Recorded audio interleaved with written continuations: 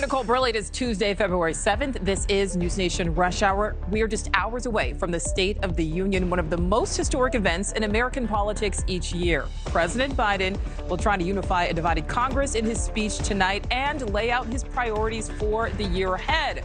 But it's an uphill battle as the president faces a wavering approval rating and widespread concern about the direction our country is heading.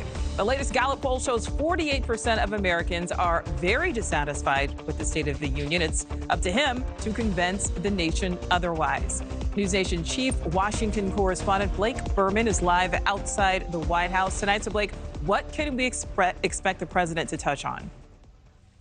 Yeah, hi there, Nichole. When you first zoom out and look at the big picture here, it's certainly an interesting time for President Biden to be giving the State of the Union address. It is the first time he will do so in which there is divided government. As we now know, of course, Republicans control the House of Representatives, but also the issue of 2024 and what may or may not happen then, and the lead up into it, of course, looms large over this speech as well. Here is some of what we can expect the president to talk about in his address later this evening. Of course, the president is going to try to sell his economic agenda.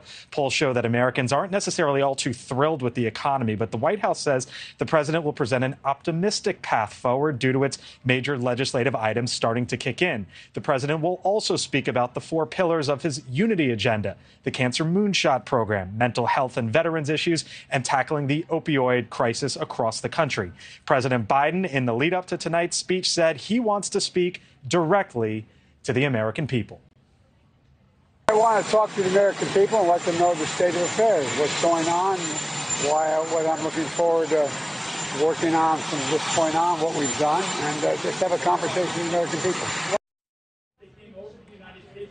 Of course, one of the big issues in Washington here and really followed across the country the last week was this Chinese spy balloon. Nichole, President Biden was asked yesterday if he was going to address it in the speech or if it would change his speech at all, and he said no.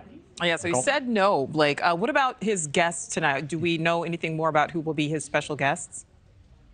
Yeah, this sort of gives you an idea of some of the topics and some of the themes that the president will hit on. The White House released that list earlier today. It includes the ambassador from Ukraine, who will be the personal guest of the First Lady.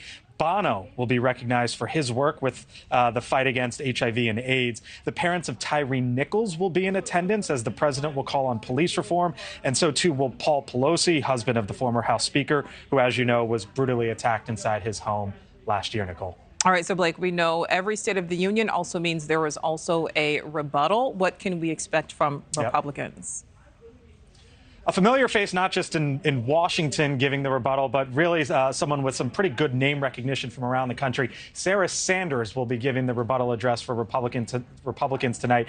She is the governor from the state of Arkansas, the first woman to be governor of her home state, the youngest governor in the United States, but also, of course, someone who is well known for her time as the press secretary here at the White House during the Trump administration. You can expect Governor Sanders and really Republicans by and large across Washington to paint a much different picture than the White House and the president this evening, talking about inflation and the southern border as well. Thank you for watching. Go to newsnationnow.com to find NewsNation on your television provider. And don't forget to click the red subscribe button below to get more of NewsNation's fact-driven, unbiased coverage.